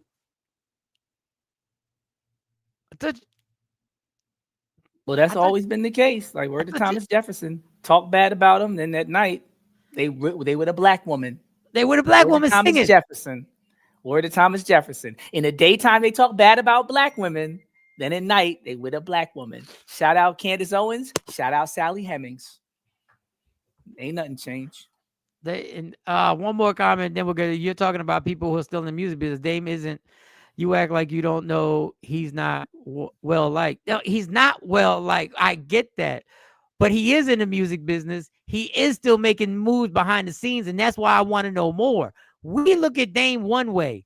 They also look at Dame. If Dame puts a presentation and says, I can make this network money. I know how to make it money. Look what I did here. Look what I'm doing here. Look what I'm doing there. People will not give a damn. If you can prove in that presentation that you can make the bread for Revolt and you can make this a profit, they'll run with it. I'm not saying they did or they didn't. I just don't understand what you don't get is they don't care about Dame being well liked. You ready for the switcheroo though? Because he did a good switch. You keep the comment up there because he did a good switcheroo. The last comment was Revolt doesn't move that way, to paraphrase. Do you remember that was the point he made? Right. The point he made was companies don't do that. And he named a specific company. When we named that companies do that, he switched the argument to the popularity of Dame Dash. Nice try, sir. But what you said was, Revolt don't do that.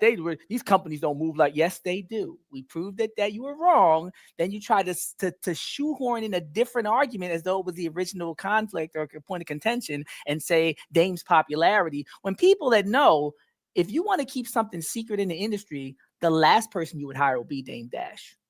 And if he's not well liked, why would he be hired? Like, so even that argument, but I did each one, because the first argument was these companies don't move like that. You were wrong. Second argument is Dame Dash isn't well liked. Oh, sorry. So you think nobody would find out that he was the chairman? Was it going to be a secret appointment? Like,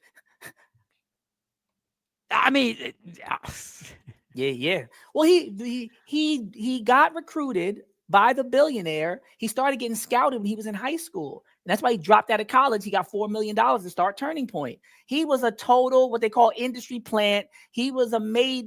He was recruited. He was. We're talking about Charles. We're talking about Charlie. He dropped out of college. He got $4 million to do Turning Point. Ackman and all them other billionaires was all in his ear, talking about he could be next and all that. And he was molded and recruited and tapped and chosen. He wasn't Dr. King, a prodigy at 15 or 16 and then going to Morehouse. And he wasn't that. He was spouting off the type of talk that they liked. They didn't like that Barack Obama at the time had the youth's ear. And the only voice that the right had was Rush Limbaugh. That's the era we're talking about. They were looking for their youth way in. Barack Obama's campaign was all on the internet and all that, right? Remember all that? Mm-hmm. Barack Obama was sleeping. Yeah, there was these, and they kept saying old white men. They needed a young one. They went searching. They found Charlie talking reckless in high school. He got better in college. They said, no, just like Kobe, we got to draft you to the league. Don't worry about that college degree. We got moves to make. We can make you president. And they gave him $4 million to start Turning Point. But just to make this, to keep it 1 + 1, very basic for people. He said the civil rights movement was a mistake. But this doesn't show me that you think that. Bounce, bounce, bounce, bounce, bounce, bounce, bounce, bounce, bounce. But it's like you said, Mike, you've been in the game, so you're able to see through the smoke and mirrors. Yeah. These are two grifters. These are two people that say what they're paid to say. So when they get together, they're probably like, I saw you talking crazy. How much you get? 15 million, 10 million. So they're probably like, man, I know you don't feel that way in real life. You're here with me. So I know you're out there performing and I'm out there performing. And the second that they piss me off, I'll turn on Israel. And the second they piss you off, you'll go ahead and turn on Israel or the MAGA too. Yes, we're mercenaries. We're for hire. So they're in the truck laughing about all the money that they're going to make and all the opportunities, all the billionaires that are their sugar daddies. And they know deep down each other better than probably the world does, because the world's getting Candace Owens the performance with the mask on. And the world's getting Charlie Kirk, paid by billionaires to say certain things. Not that he doesn't believe some of them. But I'm saying when they get together, I'm sure it's a relief and a relief. Yeah, it's a relief. They think they know the inside story, but this is the thing that confuses me, and this is the thing that will never change. The platforms that we use to spread messages changes. The platforms change. Mm-hmm. But if your message goes astray, the end result doesn't change. If you cross the wrong people and you start taking sides on the wrong side. Yeah. And they just, let me tell you something. I can see why a lot of white America is scared, because this ain't supposed to happen to the young white man. No, never. Now, allegedly. Oh no, unless it's Kennedy, because he was out there shaking all the hands with black people and giving speeches. Yeah. Unless it's a political, this ain't supposed to happen to a young man who he's just giving his opinion. He's just giving his beliefs.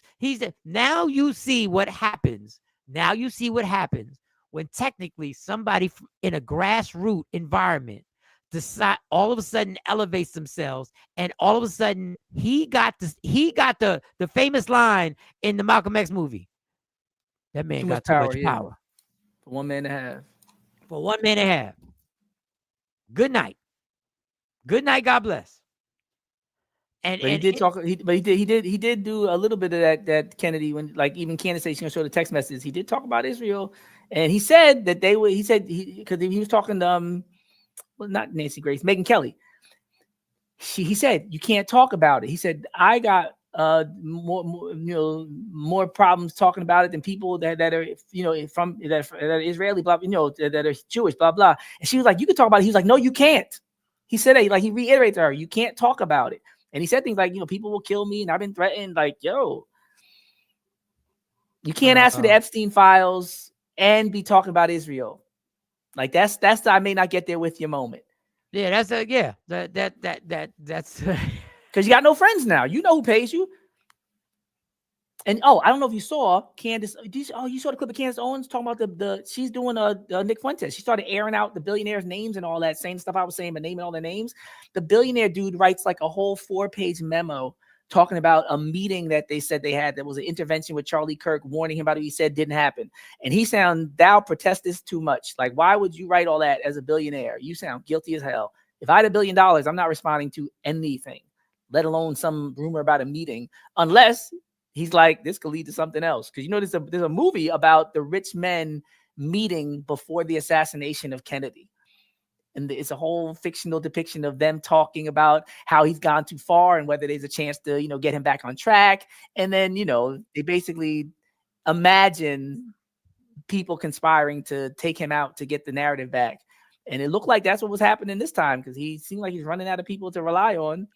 And if all you got in your corner, you saw Candace Owens said, she said, over this, you're going to try to take Charlie Kirk's seat. This will happen over my dead body. And then she said, and I'm sure that could be arranged. Like, say what you want about Candace. I am not a fan of Candace, but I am aware of what courage looks like. When your man just got smoked, word to Jesse Jackson on the balcony, and you don't change your whole life trajectory and change your tune, which a lot of people do, even in rap music, your friend gets shot. Now you in church, you change your whole life. Her man's got shot the same week she's talking about over my dead body. And I know that could be arranged. So her gangster's not to be tested. Her blackness, her logic, total trash. But as far as her gangster, she kept the same energy. Yeah, when I saw it, I said the same thing. I said, see, and there's never, this is the first time in my lifetime that we've had platforms that people didn't have to wait for news cameras to come around in order for you to say what you got to say.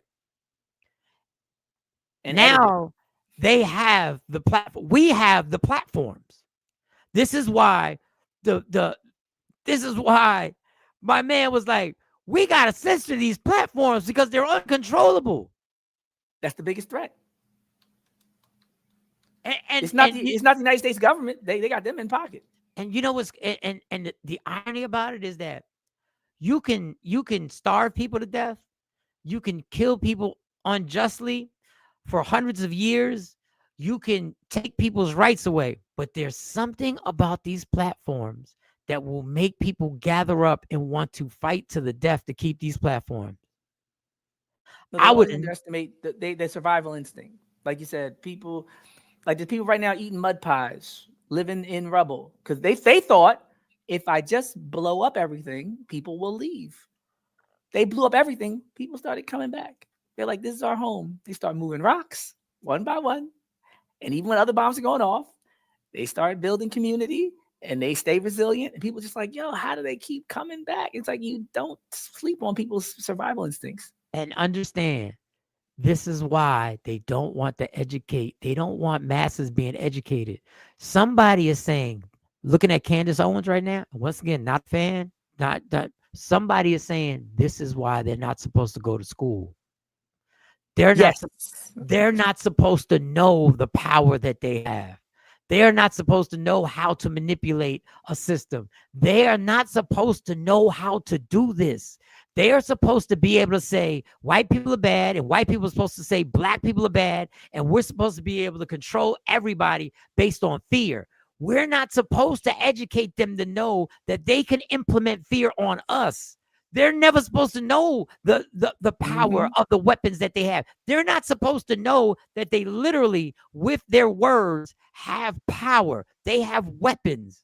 They're not supposed to know that if you gather people up in community, in whatever community you are, if your community gets loud enough, it becomes dangerous.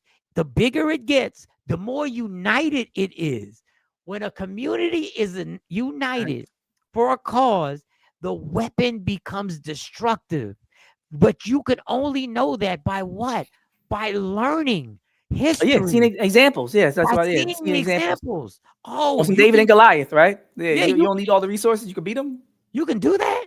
You can fight against that. Just by gathering and actually researching the facts. This And is having why a stronger will. and and then having a Yeah, will, like if, you if said. our will to survive is stronger than your will to oppress us, you lost. Because we will do anything to survive. You're not even willing to fight one-on-one to oppress us. We'll fight you 1-on-10. We'll Dame Dash you to live. I'll fight 10 people to keep my life. You won't come one person try to fight 10 of us to oppress us. You ain't trying to go where we trying to go. We're willing to take it. My dad doesn't talk about Vietnam a lot, but I remember my dad always telling me, Mike, we couldn't win. He kept saying, we're just trying to get home. He said, they are home. I'm about to say, yeah, they fighting for their home. They got nowhere else to, they have no choice but to do by any means necessary. He said, we're just trying to survive just so we can run this term that we have here, or whatever they call it, get home, this tour. and get back, get the tour. He said, you're just trying to get through the tour just to get home. How are we going to beat them? We're in this country. They're saying, and like I said, home field advantage, right? They know all that. They was building tunnels underground. They got mines they putting in there. It's their home. Booby traps. Yeah, they've been here for years. My dad was like, they're trying to save their home. We're trying to survive to get back to our home. Yeah, you're right. Because if I'm in the trenches, I'm not really trying to take over Vietnam. I'm just trying to make it through the night. I'm gonna kill whoever trying to kill me. Yes, but I'm not trying to take it there and take over all this. No. The scary, and it's funny, and I wish we would talk about it more. Too. The Candace, the little 1 minute joint. I put that in the chat, so they need to see that. Because let me see. And you know what I imagine? Just like you said, Mike. I imagine, what if she did go to an HBCU? What if somebody got hold of that mind and made her conscious instead of having the money to try to buy her out and pimp her for white supremacy and get her little white boy zaddy? Like she would have been dangerous. She would have been dangerous. You think Dr. Umar is doing something? Man, Candace Owens with the right consciousness, she would have been somebody. Damn, I lost you. Let me get back. It's in the chat. How do I move it over? What do you move it over? How do I play it just so everybody can see it? I thought if you clicked it, it'll come like the green room thing, like the same way you brought me up. I thought that's what Jay did. Is it in there? I thought it plays in your green room or in. Put it in the green room, because I don't know how to put it in the green room. Oh boy, I gotta put the music on. Get your shit together. I did it before. When we try to share my screen. Share the screen, because that's how I did it before. I'm trying to do it that way. Share. I just tapped it, and then it played over here.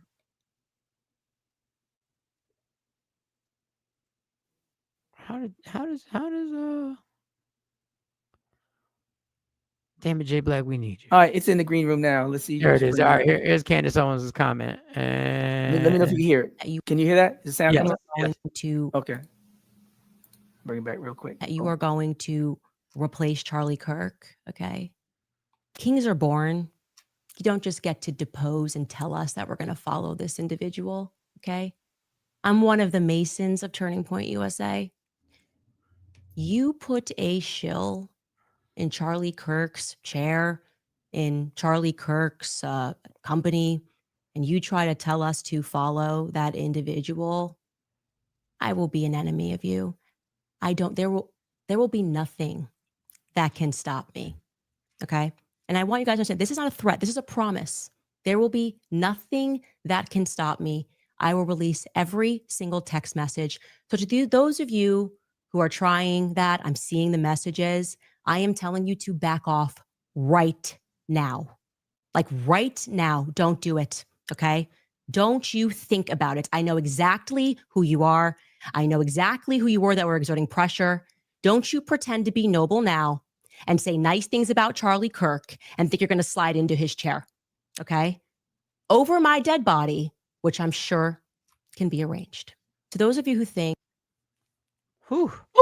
Yes, that's all you can do. Exhale after that. Like, holding my breath a little bit. Yeah. But I remember my dad was saying most of these great empires, they fall due to overexpansion. They try to take on too many different fights on too many different fronts. Absolutely. And infighting, right? Absolutely. That dude, the dude we talked about, right? George Zinn, the one who had the pants down, the old man who said, right? That's the same man that was there during 9/11 that said he saw the first plane that nobody saw. George Zinn is the same man that called in a fake bomb threat during the Boston Marathon. George Zinn is the same old man that happened to be there with the Charlie Kirks. Somebody was using AI and said, what's the likelihood of this person just happening to be in these three events? And the AI tried not to answer, but then when they were pressed on it, oh yeah, I saw that. I saw that. Yes, yes. 1.0000000 point of 2 billion, right? So there's this deep state part of it. There's this infighting MAGA part. There's this America first versus Israel first part. What Joshua walking around the walls of Jericho? What? Let him fall. Let the Klan fight the neo-Nazis, fight the bikers, fight the Aryan Nation, fight the Mossad, fight the CIA rogue plants, fight Turning Point USA. Get your popcorn like Michael Jackson in that meme. I'm just here for the comments. Because that's what they used to do to us. They used to let the US organization fight the Panthers, and we would die, and they would laugh. East versus West, Biggie and Pac, and they would laugh, and they would foment it. They would keep it going. I'm not saying keep it going. I'm saying at least just sit back and just watch the show. They got a lot to deal with and a lot to handle. And in the meantime, Africa just got off Google. 1-something billion people just jumped off Google and starting their own thing, internet-wise. We already told you that some of those nations' average age is 15 and 13. So they said the most optimistic continent on the planet right now is Africa, because it's only up from here, right? So they're having the most babies. They're the most optimistic. They got the only natural resources that they don't need to trade with anybody on the planet. And so if you're from Jamaica or Haiti or Black in America, all we got to do is link up and not do what they did to us, and the whole world will be a better place. Rashida made a comment. She said, wonder if she was in love with him. Rashida, I think it looked like a little something. It looked like a little something, right? That energy was, yeah. If I was Charlie Kirk's girl at the time and I saw him in the if I was Candace Owens' husband, and y'all in the car lip syncing and filming it and posting it, I'd be like, why you have to post it? Like, you don't respect me. Like, no.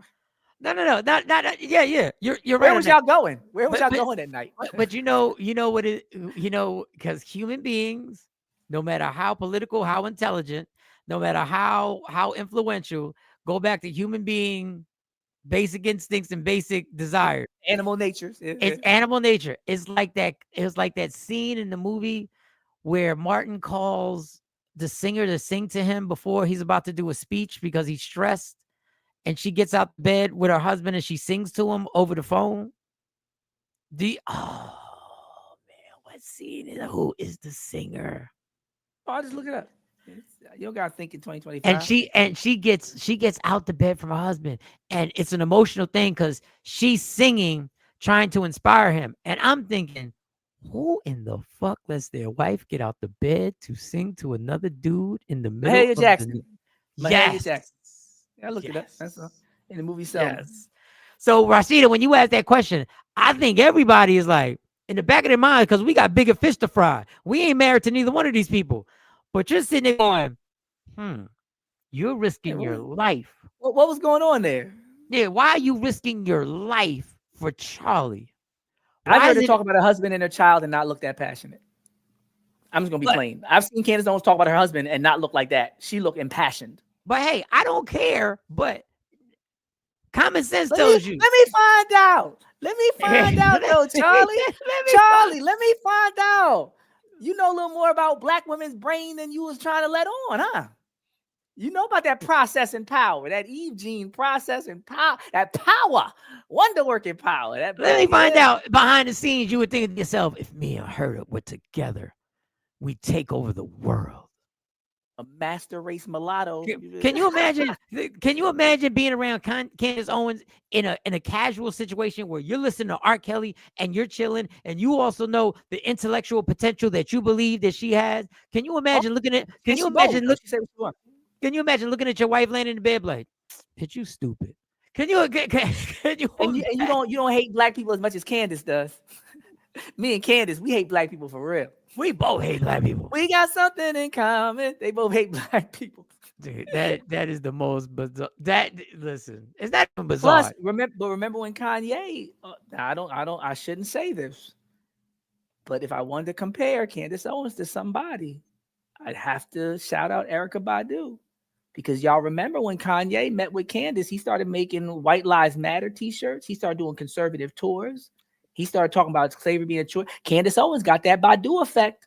So I don't know, Charlie. In the opposite way. Candace Owens, when she meet people, they switch up. They start blexiting all of a sudden. So I don't know what Candace got going on over there. Hold on, I gotta put this Rashida comment on. This is facts on facts on facts on facts. She is showing more passion than the wife.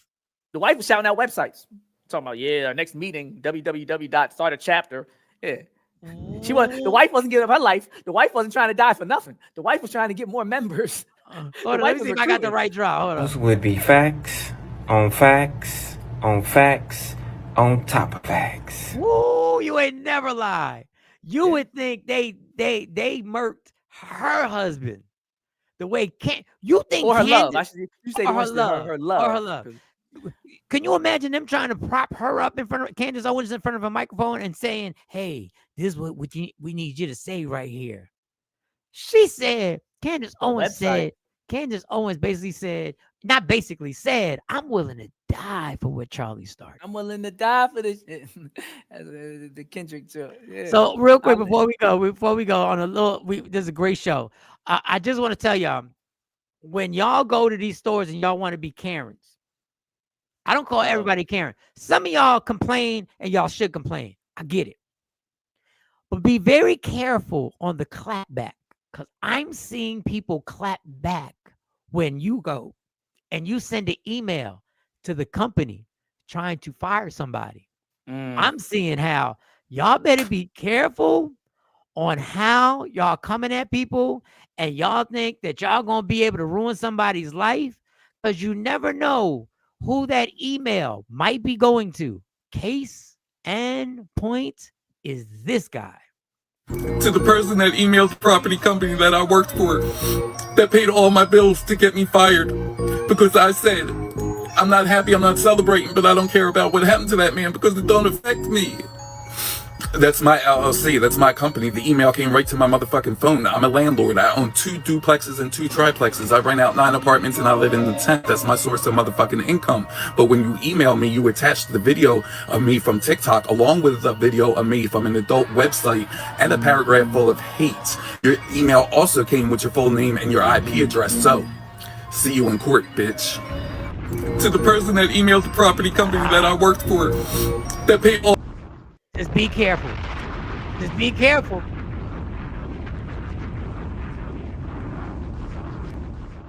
Just be careful when you getting gangsters say, "Wait till they get a load of me." Wait till they get a load of me. Listen, I gotta play it again. I love that thing so much, man. Somebody got on that laptop or that phone and said, "You're gonna find out today how you're gonna treat me," and you send it to this dude. You didn't the person that emailed the property company that I worked for, that paid all my bills to get me fired, because I said, I'm not happy, I'm not celebrating, but I don't care about what happened to that man because it don't affect me. That's my LLC. That's my company. The email came right to my motherfucking phone. I'm a landlord. I own 2 duplexes and 2 triplexes. I rent out 9 apartments and I live in the 10th. That's my source of motherfucking income. But when you email me, you attach the video of me from TikTok along with the video of me from an adult website and a paragraph full of hate. Your email also came with your full name and your IP address. So, see you in court, bitch. To the person that emailed. This is crazy. Well, I saw that young black guy did that to that naval officer when he was like, "I got all your information." Oh, I had that. I didn't play that. Your dead mom, your 2-year-old daughter, and they said like they don't give you the military funeral. You can't get your benefits if you get dishonorably discharged. I mean, but that's the game that people wanted to play. We made it talking, playing the dozens. You made it ruining people's lives. That's the game y'all wanted to play. Call the police, get them killed, get them fired, ruin their life. So now this new gen, and I've been saying it maybe because I'm in college. I always see what's about to come out. Yeah, so you're there. You're on the cutting edge. You're on the cutting edge. These kids are cheating on all their work, not just their tests anymore. It's a new day. We have to find a way to get books in their lap and get them to appreciate reading. I don't care if it's a 1 chapter a week, 1 page a day type program, and you pay them for it. They have to develop a love of actually reading words on the page and not on the screen. Like there's things happening that they don't know the effects of later. This YN, before they called it a YN, I was in North Philly. I was like, these kids don't care. Before the big headlines came, like when they beat that 71-year-old man got beat to death or something, they hit him with a cone and they found out that the perpetrators were like 12 and 14 and 13. Everybody's like, oh my God. I was like, not oh my God. I've been seeing these kids at 3 a.m, 4 a.m, outside. I guess the parents are on drugs or whatever the case may be, being violent, attacking people. Like I used to look and be like, when they were jumping on the cars, it's going somewhere. When they get to be adults, they have no problem ruining your life back. They had no problem killing people and punching adults in the face. Now that they're 18, 19, and 20, it's a new day. So they're going to be getting beat up. They're going to be getting told on, and they're better with the internet. So they have the advances in that war. They have an advantage because they've grown. It's second nature. It's first nature, basically. But by the time they're 5 years old, you had them on an iPad. I did too. I'm not criticizing you. Had them scrolling on iPads. Had them researching and doing all types of stuff. Real quick, back to Candace Owens. This is what I believe, in my opinion, allegedly. I'll even say my opinion is alleged. This is where things change for Charlie. This is where things change. I'm gonna play this clip over and over to let you see. Have been pushing the exact kind of hatred. Jewish communities have been pushing the exact kind of hatred against whites that they claim to want people to stop using against them. Now, I don't like generalizations. Not every Jewish person believes that. But it is true the Anti-Defamation League was part and parcel with Black Lives Matter. It is true that some of the largest financiers of left-wing anti-white causes have been Jewish Americans. They went all in on woke, and it wasn't just ADL. It was some of the top Jewish organizations in the country that have done that. In fact, we have seen this with the recent retreat of Jewish donations that are no longer going to be administered to colleges, right? Mark Rowan, Leon Copperman. Can we get that full list? It's very powerful. The part of so that's totally true. And by the way, Tucker Carlson reinforces this. So I'm going to it was quite a day on the internet. Tucker. Listen, when you start saying, can we get the list? And you start saying, let's put the list up. Let's put the names up. Let It's a civil war out here. Do you understand? I don't even know who is our ally, but I do know they don't even know who is their ally anymore.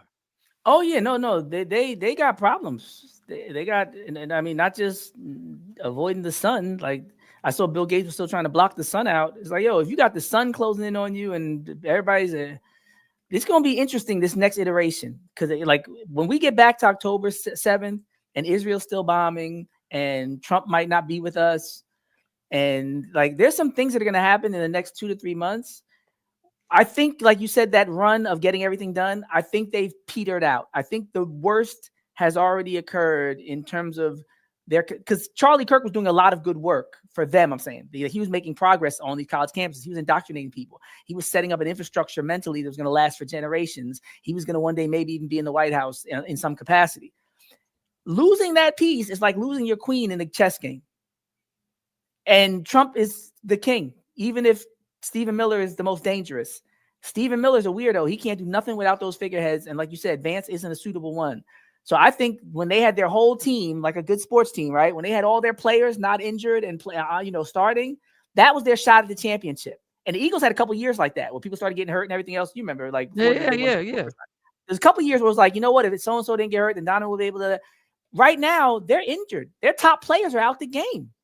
They're not going to win another championship for a couple seasons. Now, you can't see it now because, the other teams haven't done their recruiting yet. We haven't had these elections yet. Things haven't shifted, according. But no, I think we've already hit the peak. If this was a stock, I'd say sell now. If you got stock in MAGA and stock in all that, sell now because it's not going higher. It's gonna tank. So this goes back to my original point. When I said I was scrolling and looking at the news, which is a bad combination. I rarely look at the news. You want a bad combination? Yeah. Drink liquor and smoke crack.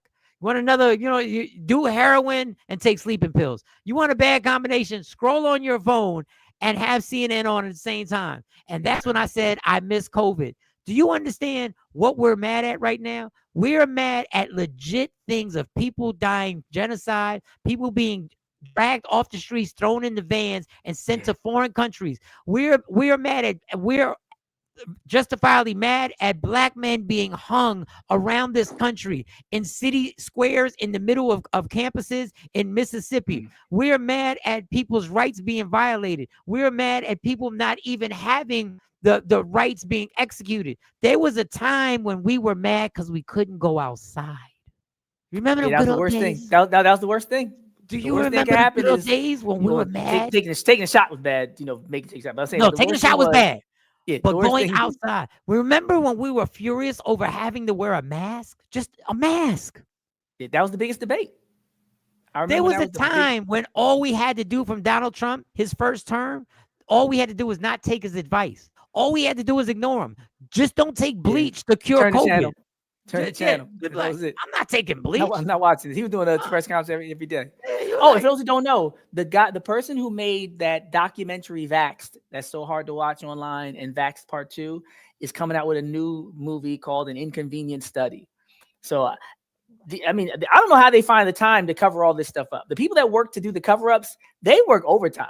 Because people be looking back on the whole period, why don't we know things? And but An Inconvenient Study is the newest one coming out since we're just on topic of COVID. But those were the days. Those were the days when that's what we're worried about. We were worried about they're going to run out of water, and they were never going to run out of water. They were never going to run out of water. Fighting over toilet paper in the store. Fighting over toilet paper. People went to jail or court charges for hoarding toilet paper and selling them out their garage. People. Selling toilet paper out the garage. That's crazy. Those were the good old days. It sounds wild though. Yo, what you in for? Moving that paper, man. Moving that paper, man. Moving the fucking paper. You know how it is out here. Moving the toilet paper. 2-ply. You double my time, man. Are you kidding me? I had that 2-ply out there in the street. When older people, when our seniors used to tell us, don't ever say things can't get worse. Man, that cliche fits. It can. Bring back COVID. Send us home. More people dying now. It seemed like more people around the world are dying now. Now that we outside to keep each other safe and interact with each other, it seems like more bombs being dropped. Yeah, it's bad. Just next time when you do COVID, just don't force us to shoot up. Don't force us to shoot up. Don't keep us high. Yeah, just send us home. Just send us home. Chill. Don't I know that was part of your major plan. No, definitely. Hold on, let me get rid of that. And there's one more thing before we break out of here, unless you got something, Doc. No, I'm gonna suggest that people read there's an amazing article that just came out. I can't do the whole thing, but I want to make sure people check it out. Inside Stephen Miller's Reign of Terror. Inside Stephen Miller's Reign of Terror. Where can you read it? Don't read on Rolling Stone. They'll make you buy it, but there's always a free version. The Rolling Stone X site might have a link to it, but Inside Political Wire got it up. Political Wire got it for free. Whenever they got those They got a lot of quotes from the Rolling Stone article. They can't give the whole article, but They but can't the give whole the article's whole- on Rolling Stone. But that's when they talked about Stephen Miller running all the sites, Stephen Miller watching the families being separated and laughing, Stephen Miller getting disowned from family. All that stuff I was talking about, that article covers that and more. Like, he's the dangerous one. If there's a list, if there's people who want to change the world, Stephen Miller. Stephen Miller. I'll leave it at that. I want to make sure the show gets aired, no issues. Right. Stephen Miller's pulling the strings. This is the last thing. So, and y'all gonna be like, why the fuck is he talking about the fight? The Terrence Crawford fight. You're like, how does this have anything to do with the fight? What we're talking about? How does this link in? A lot of people didn't know that Canelo Alvarez was offered a lot of money to promote Tesla. Oh. In the fight. Boxing trunks, commercials. I'm about to say, but he would have been hated forever. So this trader, this right here, Canelo Alvarez stands firm. The champ just turned down a $10 million deal to promote Tesla at his next fight. Canelo called out Elon Musk, with all your money, I will never promote your Tesla. It's because of rich men like you. Immigrants are targeted like animals. As Musk lost billions and black and brown community boycotts, he hoped Mexico's biggest star would change the narrative. Canelo's loyalty 100% with his people. Stand with Canelo. I just want, I want that to sit there because I want to ask you. I want everybody to ask themselves a question. What would Snoop Dogg have done? For shizzle my nizzle, I take that missile. I support that tizzle. No, but we said that earlier, how they do the buffer class. Remember I said, tired of fighting these black folks. We said that earlier, tired of fighting these black folks, time and time again. Let me go get somebody else. But nowadays, global community, internet, people are catching on. People have been in America. They hip to the game. They see behind the curtain. Now they'd be like, yo, Mexicans, nope. Right? Just this last election, they were like, yo, Cubans, yo, we're not having a lot of success with the Puerto Ricans and Mexicans, but the Cubans, we heard that y'all, yeah, I will vote. But now, watch when they go back to the Cubans this time around. They're going to be like, nah, bro. It's like that last scene in Training Day. I say all the time, that scene is so important to understand the fall of America, how you mistreated everybody, but you kept using other people and finding new people and juicing that orange. And then after a while, everybody surrounds you like, you're the a-hole, you're the problem, and nobody's scared of you anymore. And he was making them threats. Denzel was making them threats. He was really his biggest and baddest in that last scene. Have you in Pelican Bay? He threatened all their lives and freedoms. But the spell had been broken. And that's how I feel about America right now around the world. The spell is broken. The spell is broken once again. Canelo Alvarez stands firm. The champ just turned down $10 million deal to promote Tesla at his next fight. Canelo called out Elon Musk, with all your money, I will never promote your Tesla. It's because of rich men like you. Immigrants are targeted like animals. As Musk loses billions in black and brown communities boycotts, he hoped that Mexico's biggest star would change the narrative. Canelo's loyalty 100% with his people. I just want to know, after Trump won an election and began the regime, what does Snoop do? Michael Sean and the Takeover Legends, where the truth hurts.